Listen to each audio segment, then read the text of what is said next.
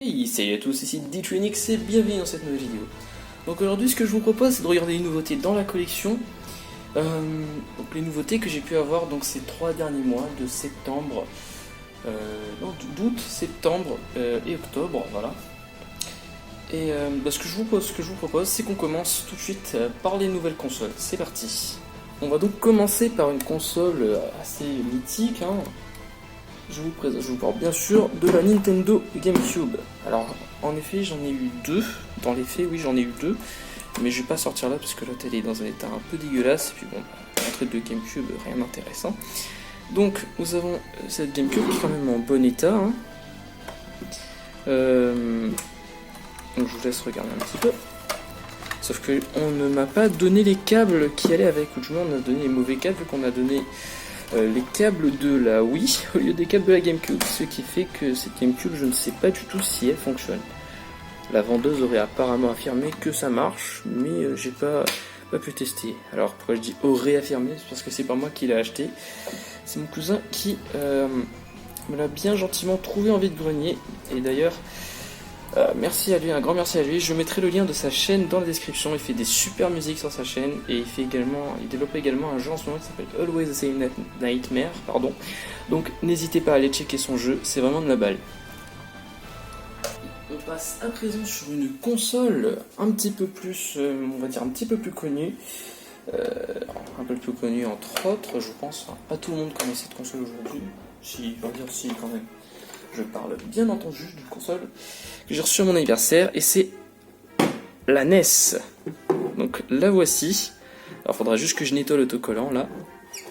Et donc là on a le clapet. Alors celui-là il se clique parfois.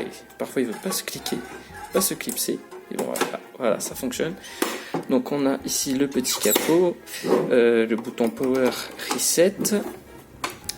Et on a également l'adaptateur secteur et la sortie vidéo, voilà. Donc une console assez simple. Et on va également s'attarder sur les jeux que j'ai pu acquérir. Alors, je vais montrer deux jeux dont un que j'avais déjà mais que je n'avais pas présenté parce que je n'avais pas de NES auparavant. Donc, pour commencer, nous avons Super Mario Bros, l'original, le tout premier avec la petite musique et Duck Hunt. Bon, je n'ai pas le pistolet, mais c'est pas grave. Donc voilà, une cartouche avec deux jeux. Donc cette cartouche, elle n'a quasiment aucune valeur vu qu'elle est ultra vendue. Et puis nous avons ensuite Super Mario Bros 3. Donc un excellent jeu Mario, hein, qui va reprendre, comme Super Mario World, au final, ça va être assez proche de celui-là en termes de concept et de gameplay. Donc c'est le dernier je crois Mario de la NES et franchement c'est de la balle, c'est à essayer si vous avez une NES. Alors plus me semble-t-il Super Mario Bros 3 ça ne coûte pas très cher étant donné que le jeu c'est très bien vendu. Et également voici la manette de la console qui est donc en très bon état, hein. J'ai rien à dire. Donc, vous pouvez voir, Nintendo Controller. Voilà. Donc, l'état de la manette est parfait. Et je vous propose qu'on passe à la console suivante. On va donc passer à une console qui est relativement mythique, malgré un terrible échec commercial. Donc cette console, elle va s'opposer à la Nintendo 64 et à la PlayStation de Sony en vain. Je parle bien entendu de la Sega Saturn. Donc la Sega Saturn, c'est cette console, c'est une magnifique console. Enfin, personnellement, je trouve ce design absolument magnifique. En plus, c'est le tout premier modèle, donc le modèle 1. Il y a aussi eu le modèle 2 qui lui est beaucoup plus simple à trouver.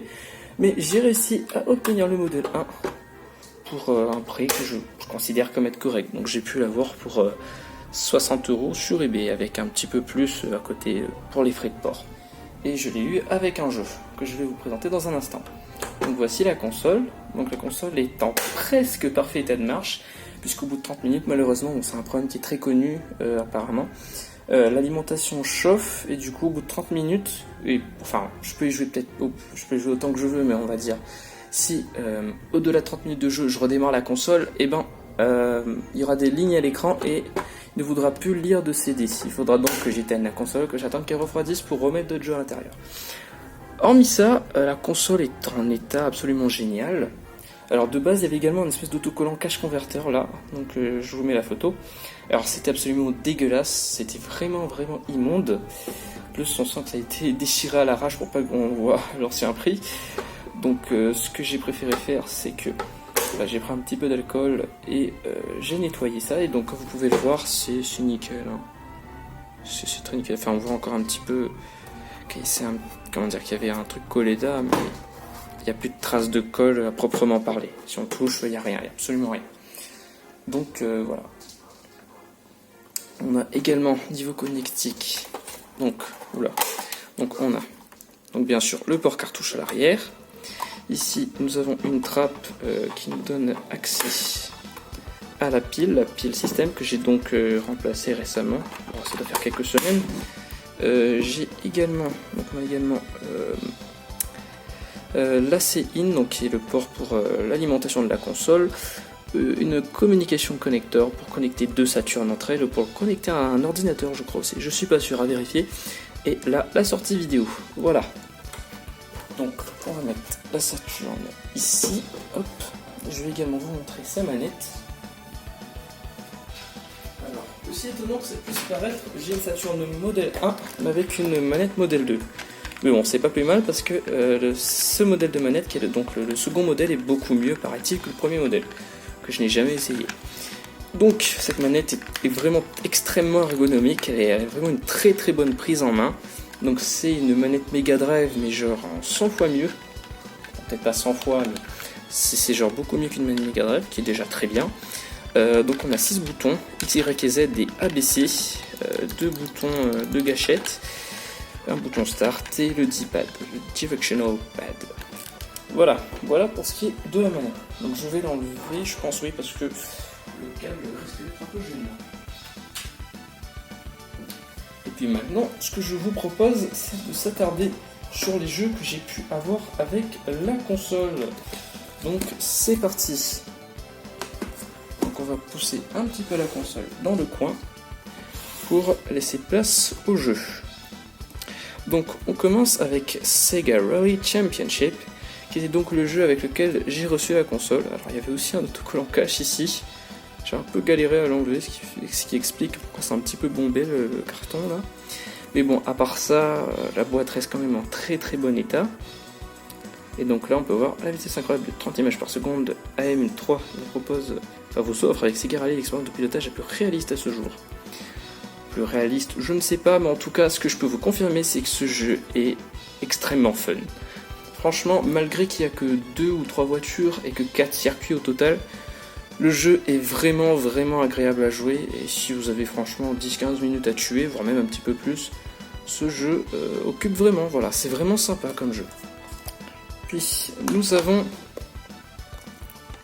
F1 Challenge, que j'ai donc acquis il y a quelques jours seulement. J'ai acquis pour vraiment pas cher. Bon, la boîte est plus en excellent état. L'arrière, malheureusement, le carton se décolle un peu, hein, comme vous pouvez le voir. Mais bon, ça faudrait que je recolle. Et donc, on a la boîte avec le livret.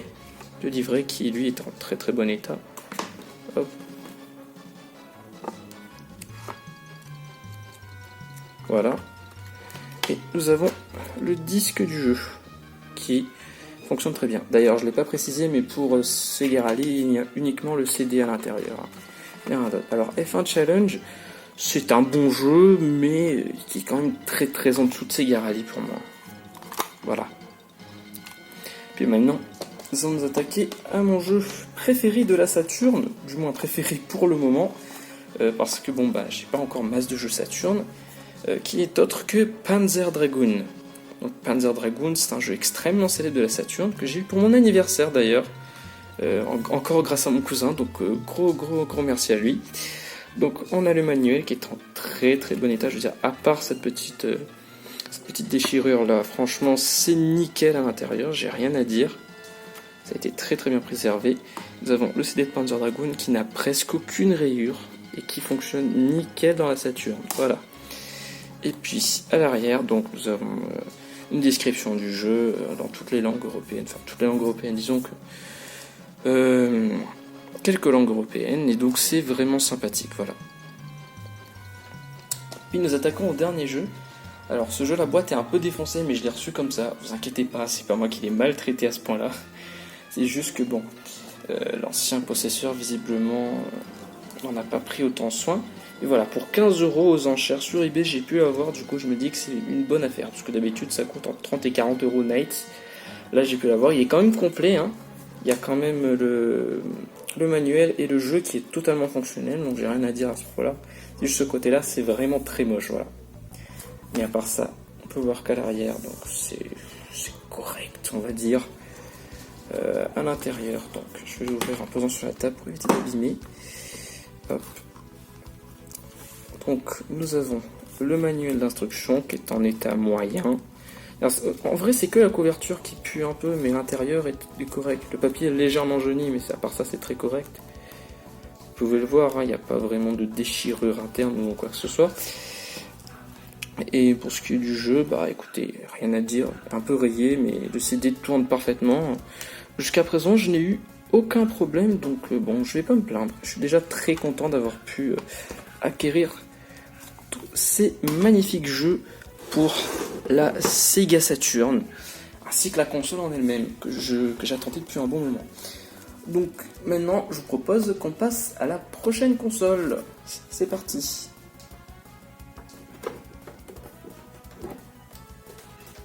On va donc passer à un mastodonte. Bon, un mastodonte par sa taille réellement. Est-ce que commercialement ça a été un mastodonte? Moyennement, mais c'est pas mal quand même. Ça a quand même été au-dessus de la GameCube, une de ses concurrentes. Je parle bien entendu de la première Xbox, qui est d'ailleurs extrêmement lourde. Donc on va s'attarder sur cette console rapidement. Donc il s'agit de la première Xbox, la première Xbox qui a jamais existé, la première génération, qui est d'ailleurs aussi ma première Xbox, étant donné que je n'avais jamais eu d'Xbox avant, donc pas de Xbox One, pas de 360. Donc on peut voir que la console est assez complète. J'ai pu l'avoir dans un vide-grenier. Donc il y a le bouton ici pour sortir les CD, là le bouton Power, les 4 ports manettes, le lecteur CD lui là, et souvent un peu comme celui d'un PC, hein, il s'agit d'une trappe tout simplement. La Xbox, en réalité, il s'agit d'un PC, hein. C'est juste un PC caché. Mais si vous regardez à l'intérieur, c'est la carte mère d'un PC. D'ailleurs, vous allez voir tout de suite un petit truc qui est assez, entre guillemets, perturbant. Donc là, il y a le port d'alimentation, et vous pouvez voir qu'ici, il y a 2 trous. Alors normalement, là, c'est pour la vidéo, et là, c'est pour connecter votre console à Internet. Sauf que la Xbox, en fait, au final... elle a un petit problème, j'ai démonté, il fallait déjà la nettoyer parce que c'était absolument dégueulasse à l'intérieur. Il faut d'ailleurs que je continue de la nettoyer parce que vous voyez que c'est pas totalement propre. Mais surtout que 3 condensateurs avaient gonflé à l'intérieur, et du coup je suppose que c'est pour ça que la console me faisait faisait le Red Ring of Death. En gros, ça clignotait rouge à l'avant. Donc c'est pour ça que je l'ai mis, j'ai passé la carte mère à quelqu'un qui va pouvoir me remplacer le condensateur, parce que j'ai pas le matériel chez moi malheureusement. Et donc après que le condensateur soit remplacé et qu'aussi je puisse obtenir le câble vidéo, parce que là j'en ai absolument aucun. Mais je l'ai commandé sur eBay, ça m'a coûté pas grand chose. Mais je vais pouvoir tester Xbox, avec un peu de chance elle fonctionnera. On en reparlera peut-être bien dans une prochaine vidéo. Maintenant ce que je vous propose, c'est que je vous montre les manettes que j'ai obtenues avec. Alors, j'ai donc obtenu cette toute petite manette avec un câble hyper grand. Alors, elle est pas en très très bon état, mais bon, on va dire que ça reste correct. Elle permettra quand même d'avoir, lorsqu'il y aura quelqu'un à la maison, de jouer. Et puis donc la manette, le deuxième modèle de la manette de la Xbox, parce que la première c'est la Jux, ça c'est le deuxième modèle. Ce modèle-là. D'ailleurs, il me manque la petite extension là qui me permet de brancher à la Xbox. Parce que là, ça, je peux pas brancher directement cette prise à la Xbox. Il faut le breakaway cable. Et donc, la manette est dans cet état-là. Bon, c'est pas terrible, hein. Là, vous voyez que c'est quand même un peu... Bon, je trouve que l'état des manettes est quand même très moyen. Mais bon, on va dire que ça passe. Et puis, on va s'attaquer au jeu. Bon, j'ai pris que 2 jeux pour le moment. Donc nous avons Medal of Honor, donc le tout premier Medal of Honor qui est complet. Hop. Vous pouvez le voir. Pas complet, presque. Non, si, il est complet. Si, voilà. Il y a bien la notice dessous. Donc là, on a le disque de jeu. Et ensuite, nous avons ici Halo 2. Donc, un très très grand jeu de la première Xbox. Voilà. Alors, j'ai également eu d'autres jeux. Je vais les présenter tout de suite, même si c'est pas des jeux Xbox originaux. En fait, ces jeux-là, j'ai dû les acheter à part parce que le vendeur qui me vendait Xbox avait étonnamment pas de jeux Xbox originaux. Il avait que des jeux 360. Du coup, il m'a dit bah écoute, je choisis 5 jeux dedans, tu prends ce que tu veux. Et du coup, il y a un jeu de sport, il y avait des jeux de sport, je déteste les jeux de sport, mais bon, il y avait que ça. Il y avait aussi un Assassin's Creed, mais je l'ai pas pris parce que CD était vraiment en état dégueulasse. Donc là, nous avons Pure, un jeu que je connais pas du tout, mais Batman Lego. Ouais, rien d'étonnant. Tomb Raider Legend, alors je crois que c'est pas un mauvais Tomb Raider, mais il me semble pas non plus que c'est le meilleur à essayer. Et puis, ce jeu-là, parce que bon, c'est tout ce qui restait, quoi. Du coup, je l'ai pris, mais franchement, c'est certainement pas pour moi. Voilà. Et on passe au lot suivant. On arrive donc maintenant sur une console, une très grande console, une console absolument magnifique, qui malheureusement signera la fin d'une marque dans le hardware, qui signera la fin de Sega tout simplement. Une console absolument légendaire.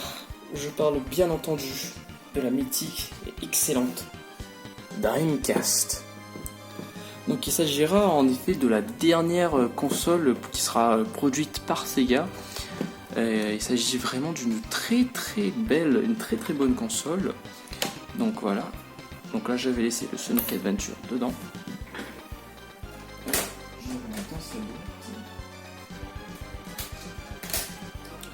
Donc comme vous pouvez le voir, c'est une console qui a un design absolument formidable. Moi j'aime beaucoup le design.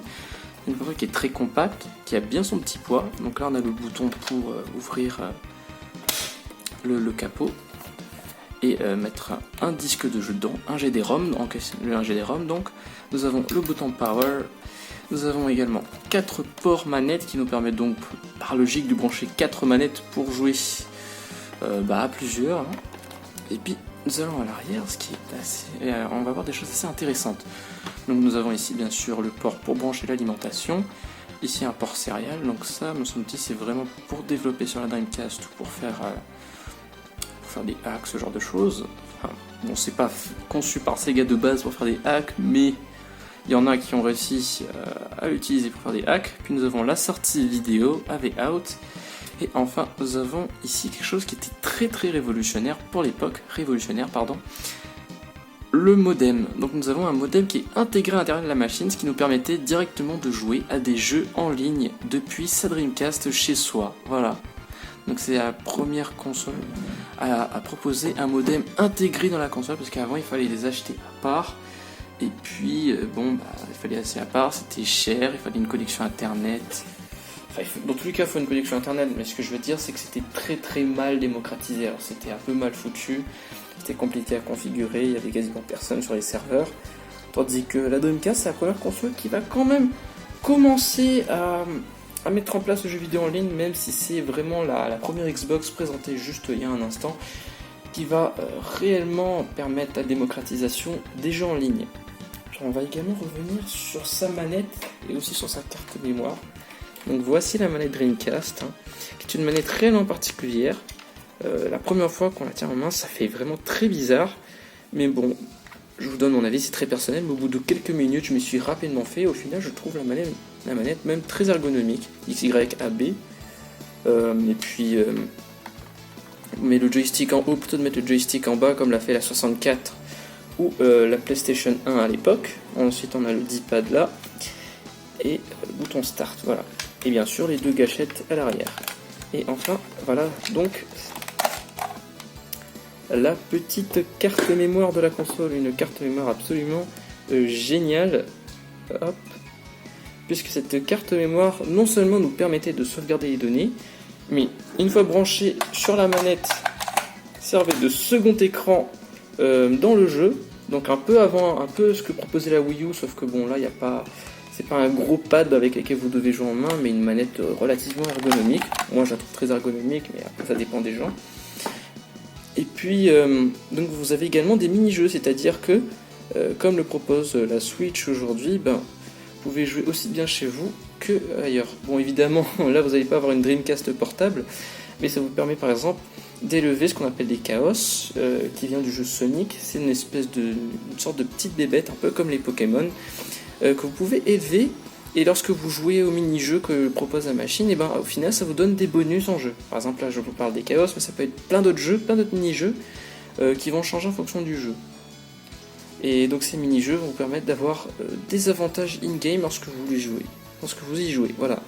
Vous avez également le bouton slip pour mettre la console en veille.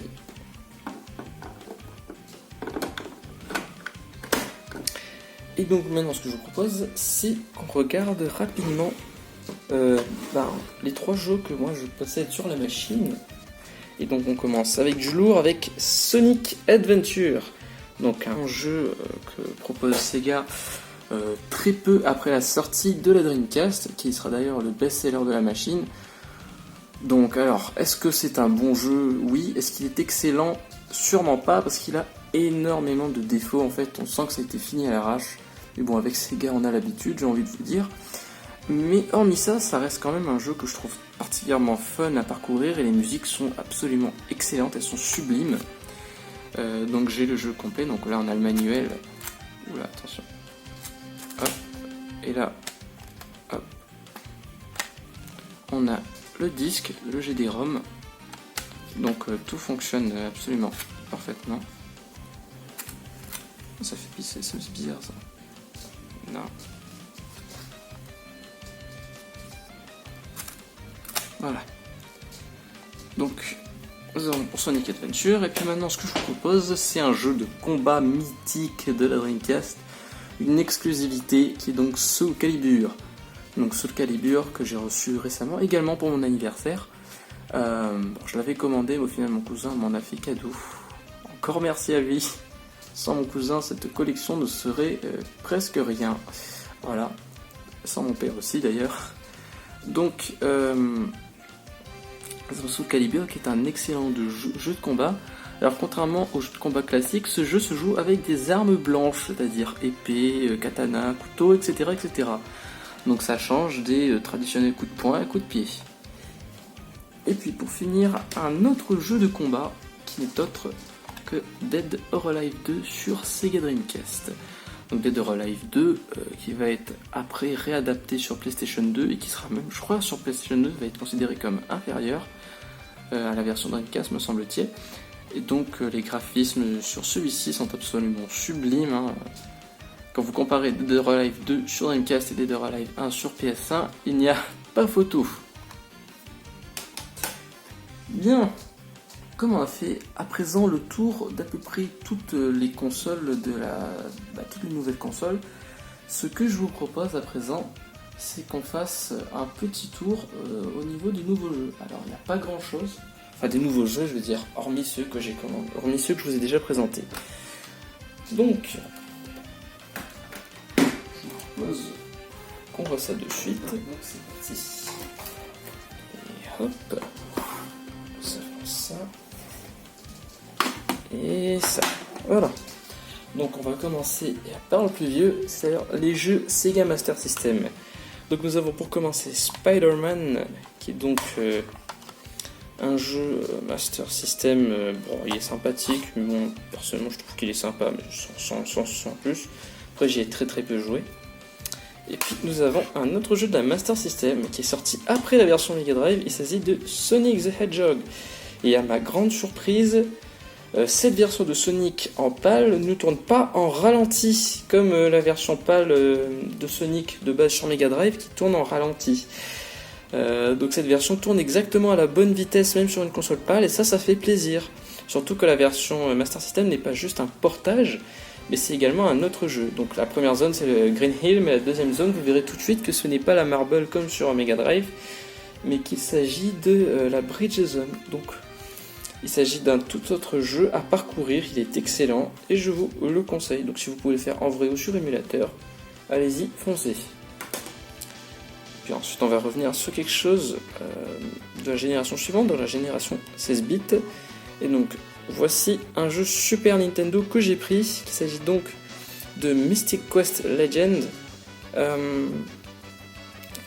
Ce jeu, c'est un RPG en fait, hein, c'est même de la série des Final Fantasy.